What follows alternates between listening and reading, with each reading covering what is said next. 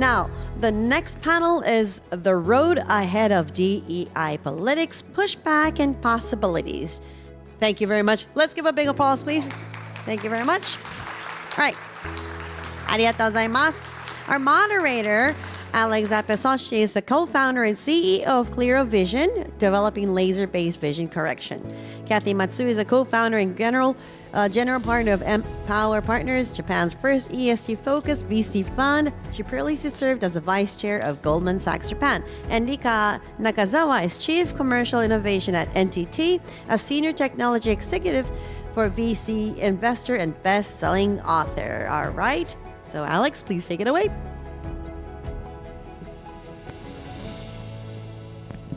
Very good. Thank you. Hello, everyone. Our session today, The Road Ahead for DEI, takes place at a time of both progress and challenge. Over the past decade, DEI efforts have clearly made their way into the conversations and practices of many organizations and industries.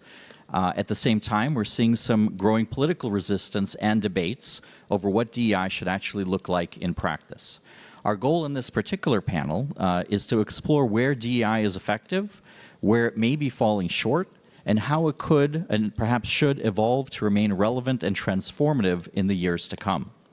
With that, let me turn it over to our two esteemed panelists with the first question. And actually, given the political changes that are happening just in the last days, we're actually going to start off with a question around the fact that, of course, now it appears imminent that the first female prime minister of Japan is going to take office soon. People have, of course, some mixed feelings and complicated thoughts about what this actually means, but perhaps we'll start off with that question. And Kathy, would you mind going first? We knew this would come up in this session. Can you hear me? Daijoubu? It's actually quite a historic moment in Japanese history, political history in particular. I'm actually Japanese American. If you had asked me 10, 20 years ago, put my money on whether Japan would have a female leader before America did, I probably wouldn't have put my money on Japan, but miracles can happen. And to your question about what this means, well, first of all, to have somebody who does not fit the mold rise to potentially the highest position in the nation is quite a big deal. And I think it's a particularly big deal if anybody know her, Takaichi-san's background, that she is not from a hereditary line of politicians in her family, which is the mainstream course of becoming a leader in this country. Her parents opposed her wanting to go to a 4-year university. She's from Naraken. So they said, if you want to go, you pay your way. So she worked part-time jobs to fund her college tuition. And she worked hard, scraped her way, got elected multiple times, obviously, and was elevated to a very senior position within the LDP. Now, everybody in the media, and I have lots of friends, of course, in this DEI circle, who are, of course, very critical of her views. And she has some views that are very controversial, and some views that I also don't agree with personally. Having said that, though, she is not yet prime minister, okay? We will see what actions she takes versus the campaign rhetoric. I think this goes for any politician anywhere in the world. So she has multiple challenges in front of her. Not the least of which is domestic challenges. Of her challenge number one is to form a strong enough coalition that's going to be stable leadership for the country amid all of these uncertainties going forward. And probably challenge number two domestically is inflation is, for most Japanese people, very high. And purchasing power has declined. So how is she going to manage through all this? So, yes, I don't agree on her stance on certain issues. I think we all are pretty aware of some of those views. But I also don't want to see her, frankly, fail. I want to see her succeed, because if she fails, you know what's going to happen. What are the article headlines that are going to come out after that? Oh, yappari onna da. She was a woman, right? So let's give her some benefit of the doubt. We have to all work together to try to ensure that Japan has some stable leadership. I think that key word is stability. So I'm not saying I'm for her or against her. I'm just saying, forget all the media headlines. Just look at her profile, look at what she's done. Give her some credit for climbing to a position of leadership that, frankly, many men with her background would never have achieved. Yeah, thank you very much, and really a pleasure to be here, and especially to share the stage with Kathy. I was just telling her, finally I get to share the stage with Kathy Matsui. We've known each other for several years, maybe even longer. So I think there's a couple of really interesting dynamics happening here. I've been in corporate for my entire career in technology. And I remember when I was doing some work around getting more women on boards and researching for a book that I was writing on the very topic, one of the things that I came across was this very interesting statistic in the corporate world that when a company is imploding, there's often this tendency to bring a woman in to turn it around. And some people, conspiracy theorists, would say that that would be on purpose because they were setting the woman up to fail to then be able to throw her under the bus. I like to think of it as, well, sometimes you need to bring in somebody that doesn't fit the mold to be able to come in and turn things around, because what was being done, the definition of an insanity being keep doing the same thing that you're doing and expecting different results. So do something different, and hopefully the results are different. So I think it will be interesting to see what happens. And yes, I do agree that we need to help her succeed in any way that we can. The other dynamic I did want to mention, though, which I'm sure will come into the rest of our conversation here, is I had somebody send me a message because I've been involved, like Kathy, in really advancing not just women on boards, but women entrepreneurs, is, what do you think about, it was a WhatsApp message saying, what do you think about what's happening in Japan with Takaichi-san? I think, this is the person who sent me this message, a fellow woman executive who has worked in Japan, is no longer here. She said, despite all of her shortcomings, I think it's fantastic that Japan is on the brink of having a female leader. Now, on the surface, that's a very positive sentiment and something that one would think that someone like myself would rally behind. The truth is, when I got that message, I just had this thought saying that is exactly the wrong side of DEI, is this idea that tokenism, like it's important for us to have a woman regardless of her shortcomings. And I think that that's something that we should reflect on, that yes, I think it's fantastic. Of course, this is great. And there's already all of these examples. Is she going to be like Margaret Thatcher, Angela Merkel, Truss, so on and so forth.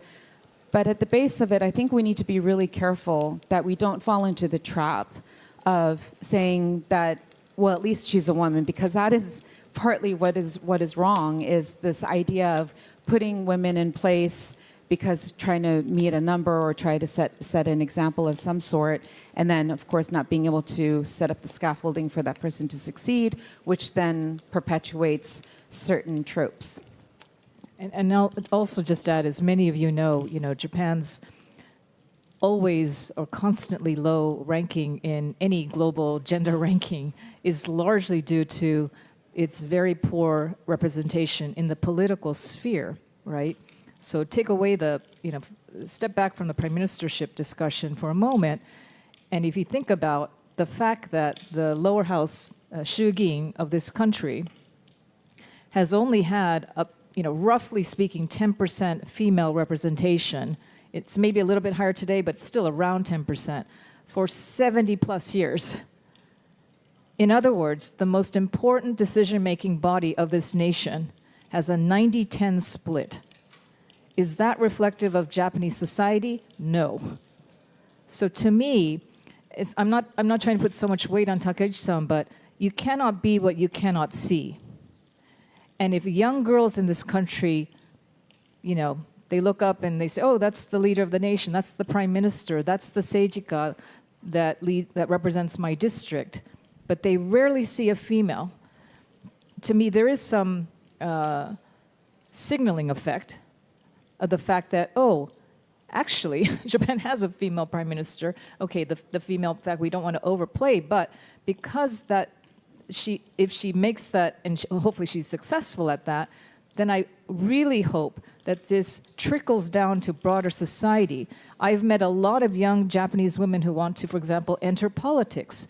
It's very, very tough to enter politics, right? Particularly at the national level. But that's not that they're politically apathetic. There's a lot of engagement and a lot of anger, a lot of disappointment, a lot of I want to fix things in my community feeling. So I'm hopeful that this will kind of engage more people who have not yet so far been engaged in the Japanese political sphere to do so. So we can ultimately rectify this very strange imbalance to me of 10 versus 90. Thank you both very much. I will mention that prior to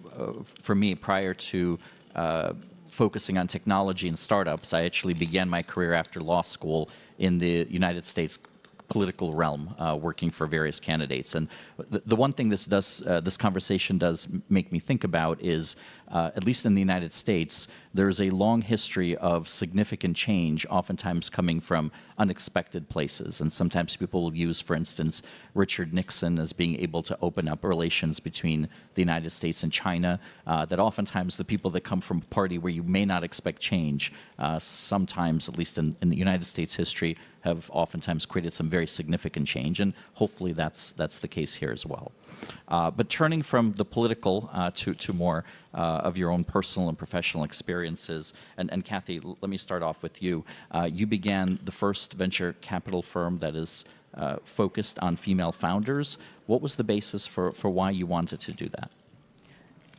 To be clear, we started the first ESG fund, venture capital fund in Japan in 2021, and $150 million fund. We were actually finished deploying for that fund 22 companies, and in March of this year, we launched Japan's first women-focused fund, I guess you could call it, which is an early-stage fund. It is primarily trying to support or identify promising female founders, female entrepreneurs at the early stage, so kind of pre-seed, seed, et cetera.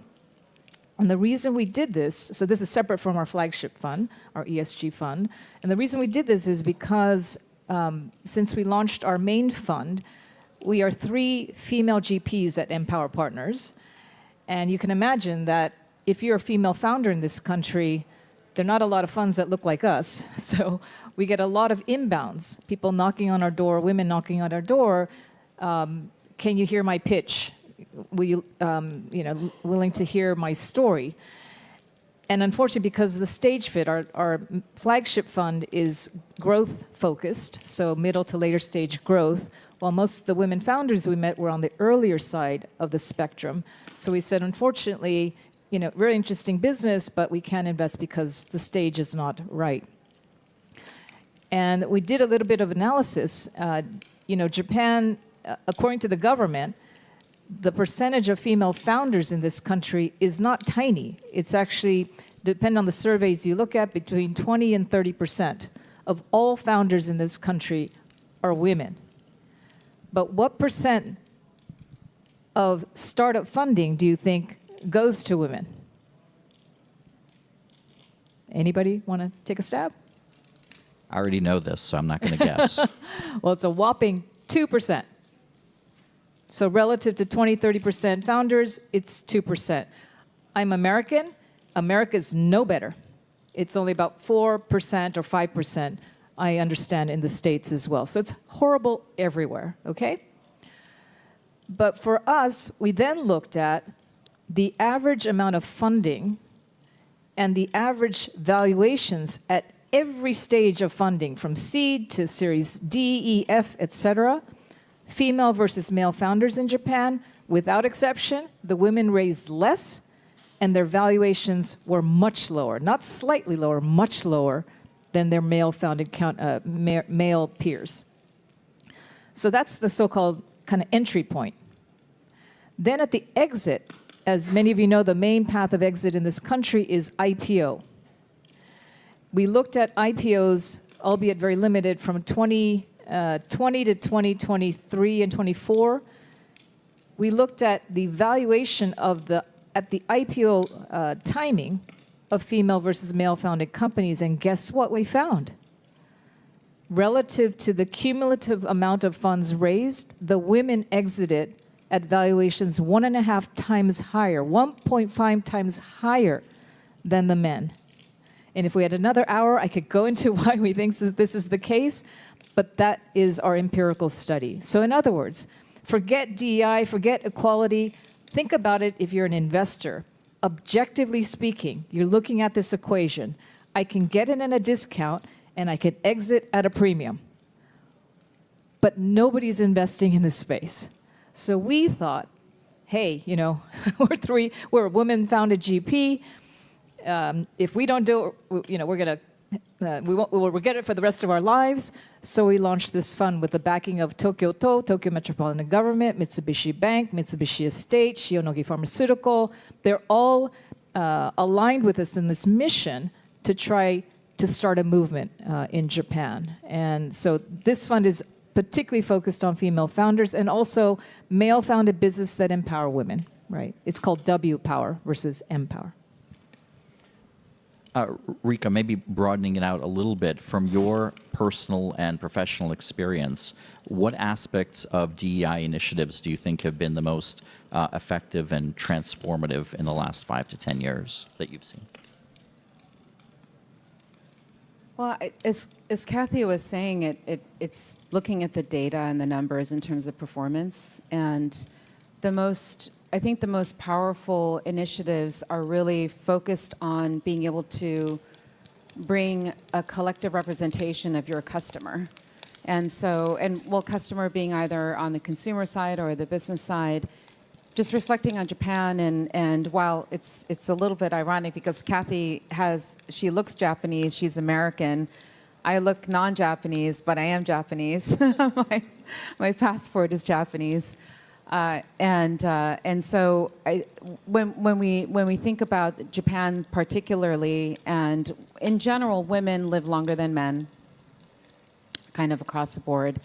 And when you look at Japan with the highest life expectancy, and you have now generation Alpha, and then interestingly, Alpha A for AI, so you have the AI natives that are coming into the workforce, hearing stories about entrepreneurs that are starting their companies at 16, barely out of high school.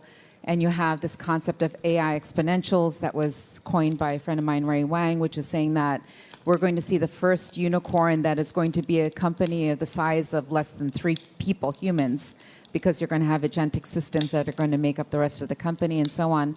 So for Japan, you're going to have a workforce that is going to be maybe 5 generations deep. I don't know about you, but I plan to live to 122. Find me afterwards. I'll tell you why on that number. And I don't plan to retire. I have a feeling that I will, for as long as I am capable, wanting to be making an impact and contributing to society. So you're going to have a workforce that's 5 generations deep. Chances are, with women living longer, and if they're going to be like me and wanting to work past 100, it's going to be making up a significant amount of the workforce in terms of women. And so when you think about that profile and that fabric of society and company and organization, it just makes sense as it relates to women at least. And then I can talk about the whole other diversity side of gaijin here. And having been somebody who grew up here, I can tell you that it looks very, very different when I'm walking around today than when I was 10 years old going to Sacred Heart and being called gaijin all the time. And so I think that the best practices are really ones where you don't think about things from a race perspective or color of skin perspective. It really is around the inclusivity and really focusing on inclusion and inclusivity. And that's actually one of the ways that I see some organizations right now trying to traverse and delicately navigate some of the ways that they need to align with certain certain imperatives that are being put on them by the U.S. government, for example, of global organizations that have offices here, for example, is they're shifting and not using specific words that might be trigger words, but it's still representative of the outcome and the impact that you're looking to achieve, whether that's as an investor and being able to get returns on an initial discounted investment, or you're looking to have teams that perform. And the other piece that I'll mention from a cultural perspective is not about using DE&I as a compliance thing or the thematic substrate or the placemat, but more about focusing on the purpose. What is the purpose and the mission of an organization? Because once you can have a mission that people are aligned around, they're not going to be paying attention to or get caught up in the politics of things. My husband served in the military in the U.S., in the Navy, and he said, when you're in service and you have a mission, nothing else matters, and you will die for the other person that is in combat with you, for example. It doesn't matter who they are, where they come from, whether men, women, black, white, whatever religion, creed that they might have, everybody is aligned around a mission. So that's one of the things that I think about when it comes to DEI, and the spirit of it is, what is the purpose and the mission of the group of people that you're working with? And if you can align around that, you can achieve great things.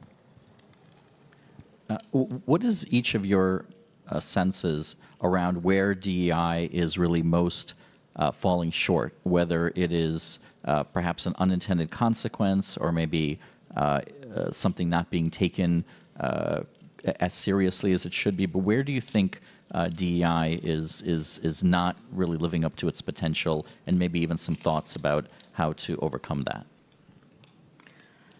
Well, for somebody who has studied this topic for a very long time, I coined this term called womenomics back in 1999, so over a quarter of a century ago. I think they're kind of, to me, and I work a lot with corporations and executives talking about this topic. And as Rika-san said, the number one most important kind of starting point or base is, do you understand the why? Why is diversity, equity, inclusion important for your organization? Because if you don't understand that why, and it's not just at the head, it has to be at the heart, it doesn't go anywhere. It becomes a compliance exercise. I'm ticking off boxes. I'm going through the motions. I'm talking the talk, but I'm not really walking that walk. I have seen many, many organizations try this and fail. And I think the other thing is, if the leadership, and particularly the CEO at the top, does not walk that walk and just talks, it goes nowhere, right? And a lot of the people, they're not, evil-minded. They're very, their heart's in the right place. They're trying to do the right thing, but it just stops at the talk, and they take no actions, I think is number one, I think I'd say. I think number two is, so what actions does one take? And of course, this has to be tailored to your organization's culture, history, background of the people. You all have to come together to decide what are the best initiatives to make your environment most inclusive. And I don't have to tell you this because you're in Japan. Japan is running out of people. So what is the number one challenge for every Japanese company and organization? It is how to attract and retain the best quality talent, period. Doesn't matter what their ethnicity, background, religious, whatever. It's the best quality talent, is it not? So how are you going to create that work environment, that shokuba kankyo, that kaisha fudo, that's going to be welcoming to all of these people from, presumably, not just from the same schools and the same socioeconomic backgrounds, but from different backgrounds. Why? Because Japan needs to innovate. Where is innovation going to come from if you're continuing to do everything today that you were doing yesterday? That is not the definition of innovation. It requires different perspectives, people with different backgrounds to come and say, hey, look, and I would say age discrimination is also very prevalent in Japan. Get the young people to tell the leadership, wow, you don't understand this about Gen AI. You're so far behind the curve. I'm learning, right, from our young people on my team every day about technology matters, about AI matters, about quantum computing that I didn't study, I'm not familiar with. So I need to be what I call reverse mentored, right? So all these things that we need to, I'm saying for each organization, it comes down to that. And then finally is, if that is the goal, that you believe this will lead to drive innovation and hopefully drive better performance for your organization. So how do you get from today to tomorrow? How do you get to a different composition of your employee base?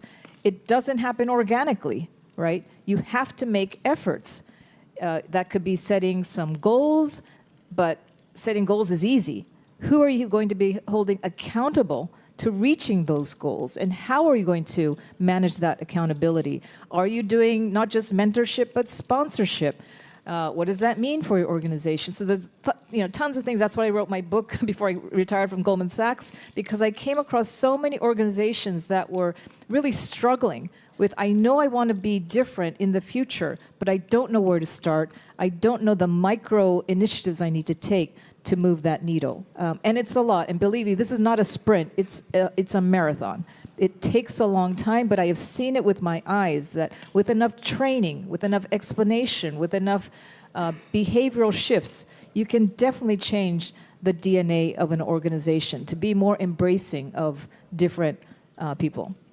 Yeah, I think it's, as I mentioned earlier, it's tokenization versus data-driven decision-making on how and where teams should be formed. And I want to emphasize how that is also related to what not to do right now in the knee-jerk reaction with DE&I, which is, oh, we need to eliminate all these programs, strike diversity from everything.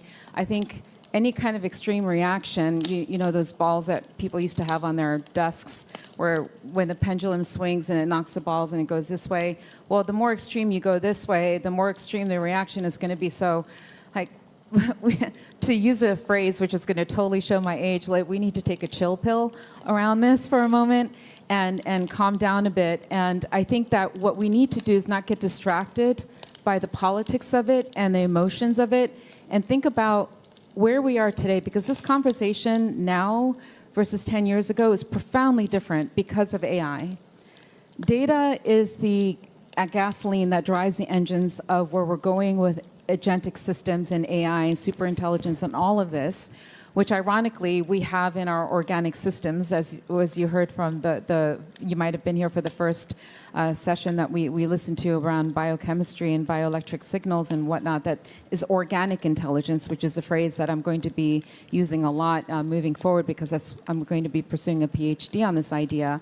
But I think with AI, if the knee-jerk reaction is what we take, then we run the risk of not having the right data that goes into these systems and the language models and other kinds of models that are going to define the platforms of what is integrated into how we work, live, and play. And that's a huge, huge danger. And people call it bias or absence of specific information or bias in AI. And it has tremendous, tremendous consequences. It's not just about hiring the wrong person in an organization. There's all kinds of geopolitical impacts that can happen, because whether we like it or not, we are a global economy, regardless of whatever geopolitical swings that are happening to try to create sovereign capabilities, domain capabilities. We really need to address this now and make sure that data is included in these models in a way that can really have responsible AI take root and for us to have ethical societies moving forward. I mean, I'll mention one of the things I've been thinking about, of course, is the comparisons between the United States and Japan. And I would say that perhaps one of the most compelling things I've heard and speaking to both of you is that I think in the United States and in many other places, the idea of DEI being kind of more about fairness, or kind of being put almost exclusively through that idea of fairness, of course, that's compelling in and of itself, but this idea of how it's tied to the economy, and especially with regard to Japan and the demographic challenges that are here, to me, that actually, I think, puts a much more compelling framework on the problem or on the solution than I've kind of ever really heard before, which I think is quite fascinating, and hopefully that is the way people think about it. I know we've spoken a lot about women and in the context of DEI. What other, and you've mentioned a little bit that it's important to think also in terms of other groups, but what are other groups that each of you think that DEI really needs to focus on in addition to providing more opportunities for women? So I'll answer that by just giving some facts about my personal experience. I grew up here and I went to the US on a student visa. I went to Princeton on an F1 visa, and then I went on OPT, and then I got my H1B when I went to go work for Accenture, and now I have a green card. So suffice it to say that the past 6 months of the administration in the United States has felt very raw to me, because I've gone through those various cycles of certain ways that actions have been taken against students, and then now H1B and whatnot. And I think, as many of you already know, I think it's a huge shame, because the impacts to talent and the ability for societies and economies to really rise, I think, are going to be impacted. Now, there's some countries that are going to benefit from that, because now you're going to have researchers, extreme talent that are going to go to other countries potentially, and hopefully that doesn't cause too much of a brain drain to the United States. But I think that those are some of the things that we need to be conscious of as we move forward on some of the actions that are being taken for that. And so, what was your original question, Alex? Sorry. So in addition to a focus on women within DEI. So right. So my point is that it's yes. So gender is the other half of the sky and the lower hanging fruit, because if you address women or non-binary, et cetera, you're now addressing a pretty large swath. I think being able to address people that are from other countries and different colors and different looks, I think that is also really important, and that's a very hot topic right now with Takaichi-san potentially becoming the prime minister, and she's voiced her viewpoints on foreigners in Japan. And I know Japan, I think, had record number of foreigners this year, so it's been a huge strain, I think, on the system. But that is one of the things that is going to be important. And for somebody like me who's half Japanese and half German, I'm constantly walking this tightrope and thinking about, okay, how do I not get lost in the cracks around how we think about diversity that isn't just on the gender side, but is also on the racial and cultural side? Yeah, totally agree. I think I'm an American passport holder, although my blood is 100% Japanese. So my parents are from Naraken. They immigrated to California in the 60s. So I have been in Japan for over 30 years on a work visa. And I have to go to immigration every 5 years to renew my work visa. And after retiring from Goldman Sachs in 2020, when you're working at a big company, you have HR take care of all this for you, and a law firm. When you're your own firm and you have your own kabushiki gaisha, the world is very different. And despite the fact that I've lived here for many years and paid I think my share of taxes, the hurdles I had to overcome just to renew my work visa in Japan were quite formidable. And if there are any immigration lawyers in this room, or frankly, anybody from the Ryukoku Kandikyoku, love to chat, because what they say in the press about, we're making it easier for foreigners to work here, I'm one specimen, but it has not been easy to renew my work visa. Anyway, that's just a personal aside. So definitely, non-Japanese, and if you look at the universities here, maybe not the undergraduate level, but the graduate level, right, there are quite a few foreign students. So they're coming here not because they're forced to, but presumably because they have some interest in Japan, interest in learning Japanese. But then it's very hard for them to get employment upon graduation, is my understanding. So that's a waste as well, right? せっかく日本に来たのに. So how do we offer a better sort of a journey or path for people who are keenly, just personally interested in Japan. It could be through manga or anime, it doesn't matter, but allow them to pursue their future and their careers here in Japan. I think we could do a much better job on that score. And then the other thing I said earlier was about age and getting more younger people's voices represented in decision-making, particularly at the political level, but also within organizations. Because face it, the future is not in our hands, the future is in their hands.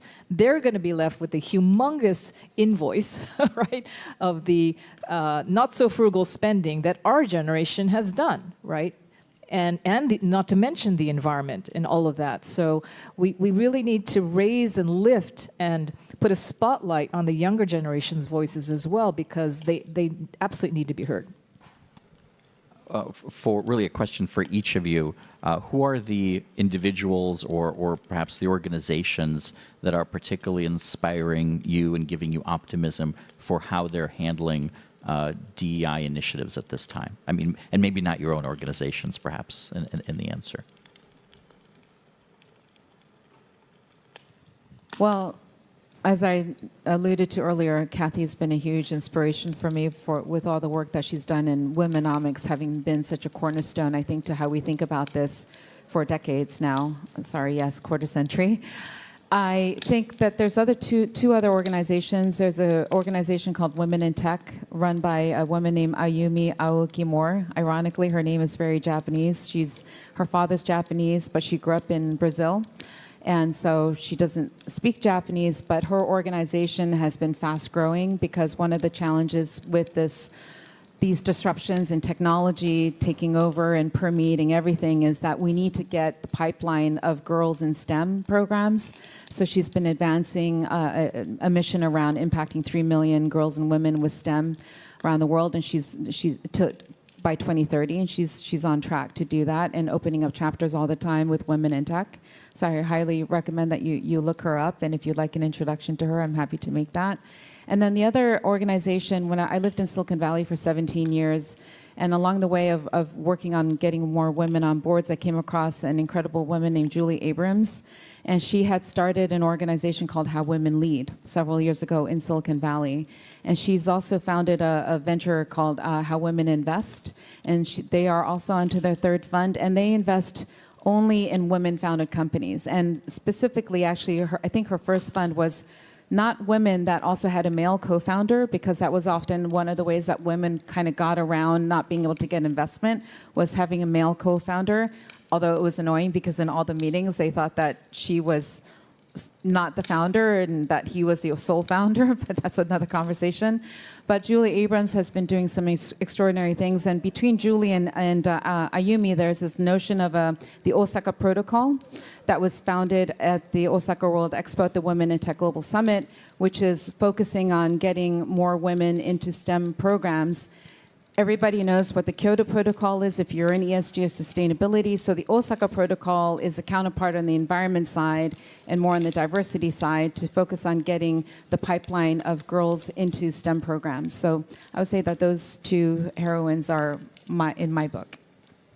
Oh, there are 3 heroines with Kathy.